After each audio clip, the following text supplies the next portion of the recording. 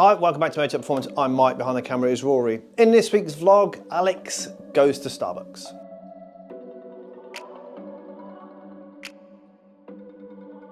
Steve learns a new word. And it's been quite enjoyable. This car came to us in pretty new... Enjoyable. And Alex gets really obsessed, a bit too excited with cup holders. Cup holder, carbon fibre cup holders. Cup holder, cup holder, cup holder, cup holder.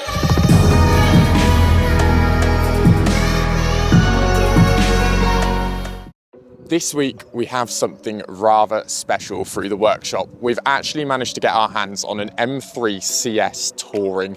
Now, I haven't actually seen one of these in person yet, so it's awesome to get a proper look over the car and see all of the carbon accents alongside all of the other parts that make this so special. But before we get into putting the parts on the car, we're going to take it out. We're going to talk about what makes it so special, but also the bits that they completely missed out on. It's almost like they just forgot to finish it. So without further ado, let's jump in the car, let's go for a bit of a drive and talk about the differences. So initially then, driving the M3 CS, you do notice the differences. There's a couple of suspension modifications that they made to it with adjustable camber plates and toe plates, which really allow you to kind of feel the car a bit more, but it also gives you that scope of further adjustment. It is noticeable, it does make a difference. I do think it still sits rather high, so that's maybe one thing that we could look at changing in the future. It's not quite on the cards for today, but there are some things that we will be fixing. The other thing that I would say is the mapping on the gearbox that they changed is one thing you notice immediately. The car is so much smoother, but also so much more responsive. One area where I think it lacks though, which I'm not too impressed with, but will be one thing we're fixing today, is the sound of it. They come with a CS exhaust, so it's a titanium rear box from factory, but it's not great. In fact, it's not really much better than the standard system. Certainly nothing on par with aftermarket, for example. So let's do some sound clips of the car. We'll let you hear what it sounds like, and then we'll get it back. Well, we'll touch on one more problem actually, one more thing that we really need to fix today. And this is the first thing the customer said to me when he actually inquired.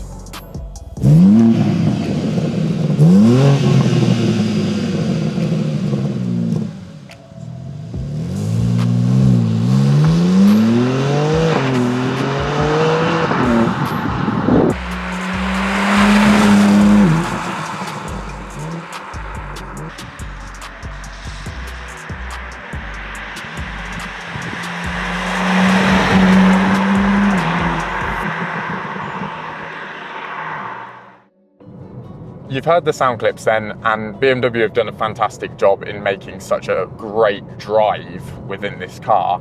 But obviously the sound of it isn't great compared to a standard car, certainly not what I'd expect out of a CS.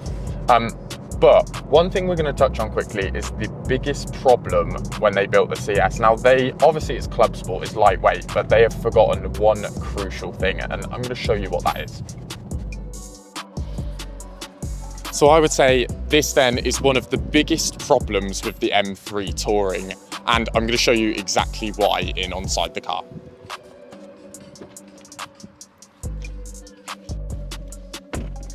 So obviously with CS standing for club sport, it's all about lightweight savings, right? I think BMW not putting a cup holder in a road car was a bit of an oversight. I completely get it. I know it's about stripping everything out, but when you've got luxuries such as heated seats, heated steering wheel, I don't think a cup holder was ever going to affect a lap time too much. So without further ado, let's go back to the unit. Let's take a look at the parts we're fitting today and demonstrate how we're going to solve the problems with the M3 CS. So joining us here today in the detailing bay, also say outside to start with, is this BMW X5. Now it is brand new to the customer. He's done 700 miles on the clock so far, and it's come to us for detailing. So first things first, wash and decontamination outside, then we're going to head back inside where we're doing a single stage and getting Ultra and Exo onto the paintwork along with the total surface protection.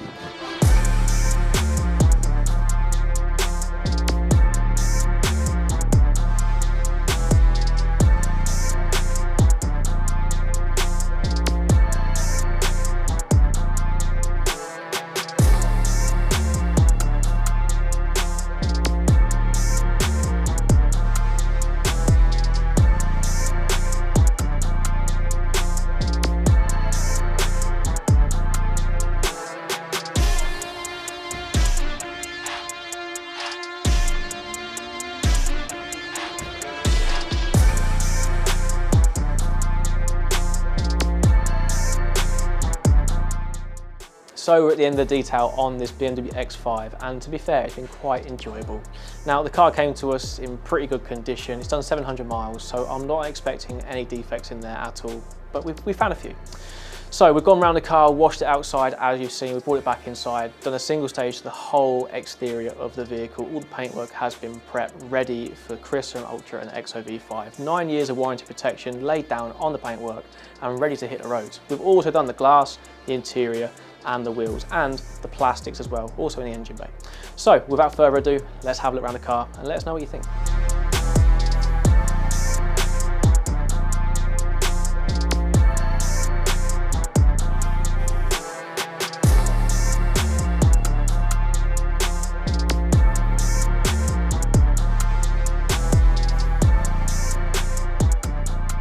As mentioned then, the BMW M3 CS, it comes with a titanium rear box. Now it actually uses the same stainless connection pipes as the normal M3, and the titanium box connects on just at the end. It would have been nice to have seen them do something a little bit different with the tips. They are slightly different. They have like a kind of cut edge on the inner, but from the outer, there's no carbon. There's still just a darker black finish of tip, very similar to the normal car. It does sound a little bit louder in volume, but it's still very underwhelming. Hence why one of the solutions we're putting in place today is of course an Ep8 exhaust. It'd only be fair to treat the best model they make with one of the best systems out there. Obviously it's a full one-piece titanium system, so not only are we matching the titanium rear box that comes on the car, we're actually changing all of the connection pipes all the way up to the OPF filters with titanium pipework as well. It's a bigger bore, so it's going to create a deeper tone and a bit more volume. Tip-wise, the tips that we're going on are the round Ep8 tips in titanium again, so they're going to look a lot better at the back of the car. It's certainly going to be a visual improvement as well as an audible one.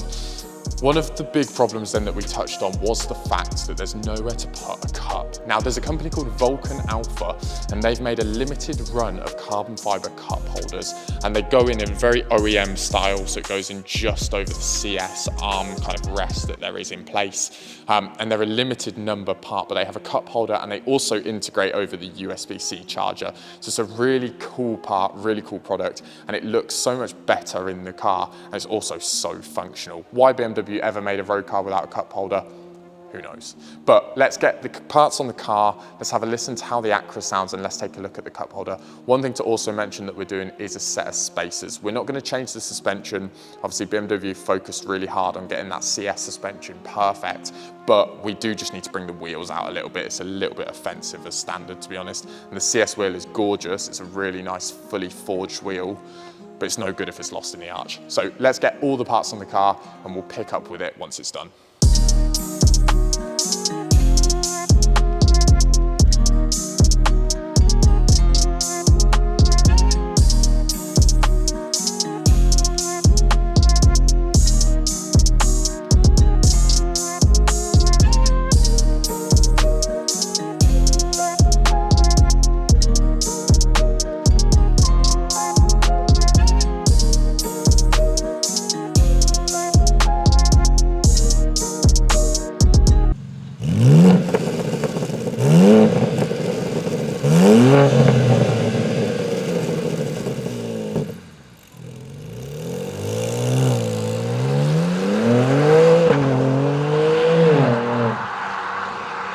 With the CS complete then, it's absolutely transformed it. The Ep8 sounds so much better on the back of it, as you'll hear from the sound clips. The spacers make it look 10 times better in terms of the stance and really squares it off. And then the cup holder itself is an absolutely gorgeous unit. The way it actually fits alongside all of the other bits as well is really nice. It makes that center console look really proper, and I really, really like it. But I don't think we could have done a better job with it. I think in the future we need to consider lowering it a little bit. Obviously the CS suspension has been changed around, so handling wise it's brilliant. I think the only benefit of really lowering it is just to decrease that arch gap. But other than that, I think the car is awesome. Loads of the carbon accents, including the bonnet, is absolutely amazing. But yeah, other than that, really happy with how it's come out. So then, you've recently seen the MW4 launch on our Laguna Sega Blue F82 M4. Now the wheels are done obviously in gloss polish with 20-inch front and rear. We have currently in an F80 M3. An F80 M3 is one of our personal favourites. We don't see a lot of them. You certainly see more M4s than M3s now, but the M3's got a real kick out on the rear arch. It's really aggressive. So I think it would be rude not to put the wheels across onto the M3 to see what they look like. Now, also going onto the M3 today is a set of Magna plates. We're also fitting today the Bilstein B6 adaptive dampers. Again, similar to what we did on our M4, just a bit of an overhaul of the suspension. Obviously, these cars are getting a little bit older now, the mileage is creeping up, so to do things like the Bilstein dampers paired up with a set of IBAC Pro Kit lowering springs, the two together are just going to transform it, and it's hopefully going to reduce this arch gap because it needs doing. So I'm really excited to see what the car looks like lowered, but also with the wheels on it. So let's get cracking.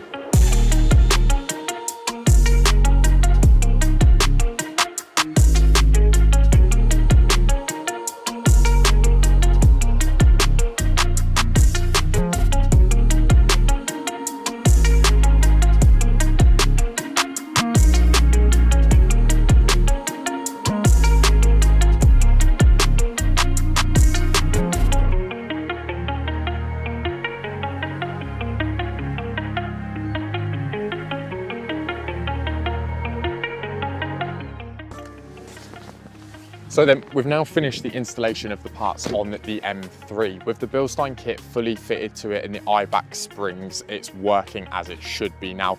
Now, this will majorly improve the car. It's going to be a massive refresh over the stock components that were on there. The car's going to need some time to settle. Obviously, it's just had all the new parts put on it, but with the MW4s, I think it looks absolutely amazing.